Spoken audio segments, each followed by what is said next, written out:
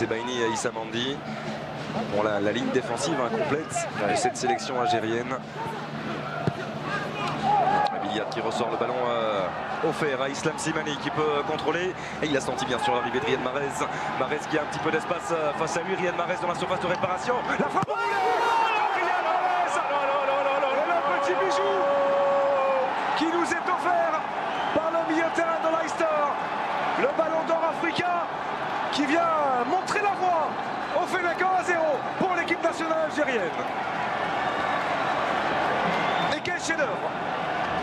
Ouais, la magie de Riyad Mahrez a opéré le très bon travail d'Islam Slimani qui a attendu du soutien avec Riyad Mahrez et, va-t-on dire, dans la position préférentielle du milieu de terrain de Leicester avec ce pied contraire, ce crochet extérieur et cet intérieur du pied dont il a le secret qui va bientôt déposer quasiment à l'INPI Riyad Mahrez. Mais quel but! Et il vient là faire du bien à son équipe.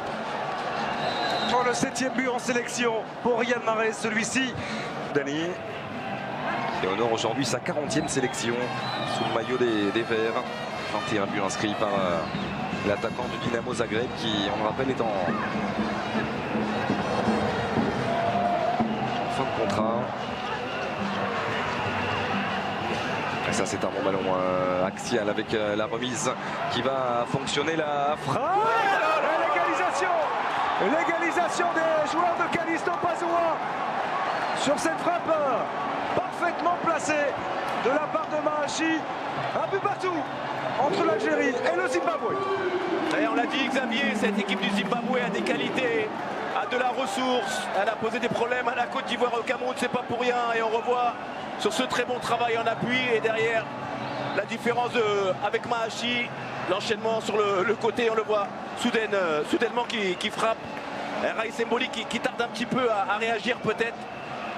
Mais cette frappe croisée, ouais, il s'attend peut-être pas à une frappe de cet angle-là, mais en tout cas, les Zimbabwéens viennent de revenir à un partout. Et le 3. Pour l'instant, après 27 minutes de jeu, ils le font déjà. Ils utilisent bien la largeur du terrain.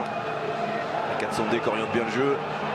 Attention avec le dernier, mais dépassé Mokhtar Belkiter et le point de pénalty désigné par Monsieur Wayes. Être l'irréparable sur son 1 contre 1, on le voit. Il est sur ses appuis à un moment donné, justement. Il faut que Belkiter puisse s'arrêter et ne pas commettre la faute. Il n'a pas eu le soutien nécessaire aussi de la part de Riyad Mahrez pour essayer de récupérer le ballon et faire une prise à 2. Et derrière Bassera en 1 contre 1 très rapide qui est obligé de percuter, et Belkiter qui commet cette faute qui risque de faire des dégâts. Dans les couloirs algériens, Mouchekoui face à Raïs Mboli. Ouais, le contre-pied. Le Zimbabwe qui prend l'avantage et qui met 2-1 face à l'équipe nationale algérienne. Ouais, sacré coup de tonnerre sur le plan du résultat, même si sur la forme c'est pas immérité. Les Zimbabwéens qui depuis l'entame de match font des choses très intéressantes, sont cohérents sur le plan offensif. On l'a vu par l'intermédiaire notamment de 400D qui élargit bien le jeu, et cet homme sur le côté gauche qui fait des misères aussi, Bassera, qui a compris qu'il avait pris le meilleur sur Belkiter, provoquer ce penalty et derrière permettre au buteur maison après la sortie de Muzona, Mouchekoui, d'aller tranquillement battre Raïs Mboli. Oui, on a parlé, pointé du doigt les... Mabilla qui était seul dans la défense algérienne. Et le contre mené par Mahrez, la frappe de Mahrez. Et ça passe sous le ventre de Boukourouba. Et l'Algérie est récompensée de ses efforts en deuxième période. 2 buts partout entre les Fennecs et le Zimbabwe. Mais c'est grandement grâce à Raïs Mboli qui a préservé les chances algériennes dans ce match. Oh, oui, ils vont pouvoir dire un grand merci. On a vu même des attitudes d'Aïssa Mandi quasiment en remerciant on ne sait qui, mais